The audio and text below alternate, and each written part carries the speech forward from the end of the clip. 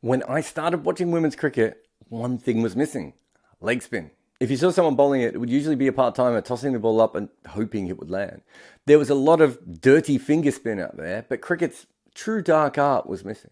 And it's not that women's cricket has never had leg spin. Peggy Antonio took 134 wickets in 24 first-class matches at an average of 9.37. By the early 2000s, women's bowling was basically fairly vanilla finger spin or swing bowlers. And if you have seen any of the World Cups so far, you'll have noticed that is no longer the case. Australia has so many leg spinners that they left Amanda Jade Wellington back at home.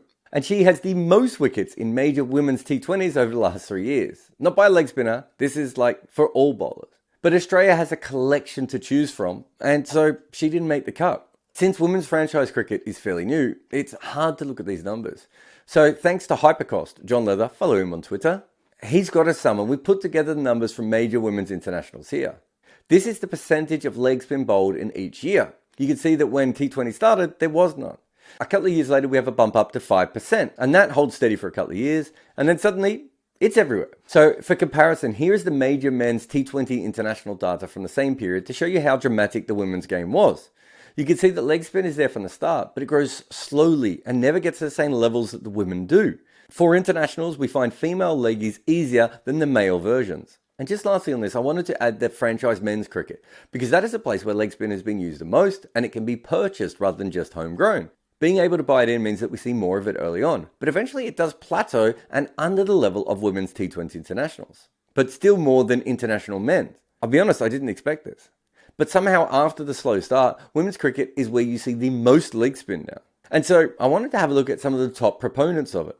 England's Sarah Glenn has a stupid record at the top level so far, averaging 16 and going at less than a run a ball. And you can see that her biomechanics look all over the place here. There is no solid front arm, and she bowls with a very low action for a leg spinner. But while it doesn't really look that repeatable, her numbers suggest so far it really has been. And it also gives her another advantage in T20 cricket, because she always keeps the stumps in play. It is a very similar style to the one that you'll see Hasaranga use. And I feel like every time I'm watching her, she is bowling or getting someone LBW. And look how low on the stumps this wicket of Prendergast hits. It makes her very hard to get under and smash. It's a funky technique, but it does kind of make sense from a T20 perspective. She should be hard to hit, and if you miss, she is probably getting a wicket. I do not have any numbers to back this up, but I would guess that Alana King gets more turn than anyone else. She just has more of a pure side spin action.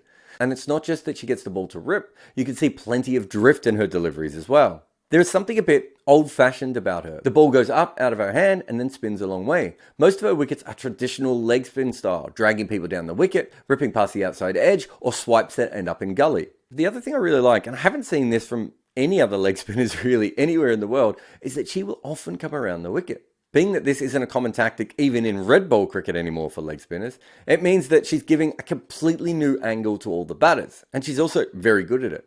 And there are few better sights in cricket than bowling someone around their legs. And she does that quite a bit in the white ball game. It's a lovely quirk.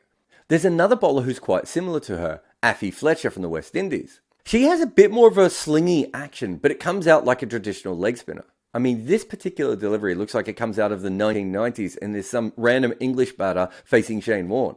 Nat Silverbrunt is just completely bamboozled by the drift as much as anything else here. But usually most of Fletcher's wickets seem to come from sweeps, and I think again her drift helps her in this. She is also an elite celebrator, and that counts for a lot. When Poonam Yadav gives the ball air, it goes into deep space orbit before ever coming back down. The kind of trajectory that really reminds you of a young kid leg spinner, and those can be some of the toughest to play. The ball doesn't just go above eye level, it's a whole new different kind of air. The trajectory is just so weird. And at first I thought that people should just be coming down the wicket and smashing her. But the reason that doesn't happen as often is because of her second major skill, which is bowling probably the most undetectable and probably just flat out best wrong'un in women's cricket. If you do race at her, you have to be pretty sure which way the ball is going, or you have to get to the pitch. The other interesting thing about her is that the sweep is an essential part of women's cricket, and it is tough to sweep someone bowling this slow and flighting the ball up this high. So she is restricting the amount of attacking shots people can play safely against her to begin with. Then you have Amelia Kerr, who is probably the closest to what we see in men's as a modern style T20 leggy. She has more pace on her deliveries, is more direct, and works on hitting a good length repeatedly instead of other more old-fashioned forms of leg spin. If anyone I'm showing here could be a power play leggy, I would assume it would be her, as she gets a lot of balls to slide on naturally as well, and she bowls a very good knee roll length that is usually quite hard to hit across the line. You can see that her balls don't really go that much above eye line, and she also doesn't get as much spin, but her ability to beat people with a straight one keeps players guessing. It's actually more often than not her wrong'un, but it actually goes more like a top spinner rather than spinning back in. And because she is quicker than some of the other bowlers, it's very hard to get down to her. Georgia Wareham is very similar to Kerr. She's probably the best thing to come out of Terang since Chris Heffernan, and she bowls this straight, slightly quicker leg spin. She might actually be the most technically proficient of any of the leg spinners here. She's also very clever and able to adjust on the fly. You can see her doing that here by sending out a wide one to collect a free wicket. She also has a T20 international bowling average of 13. Of all the players whose teams have qualified for the World Cup, you will not be surprised to know that she has the best average. Yeah, she goes okay. This is a good group of bowlers, but I think the interesting thing here for me is the amount of leg spin, but also then the variation within it. Considering how late it all started, this is 4 different styles of leg spin that have developed almost independent of each other.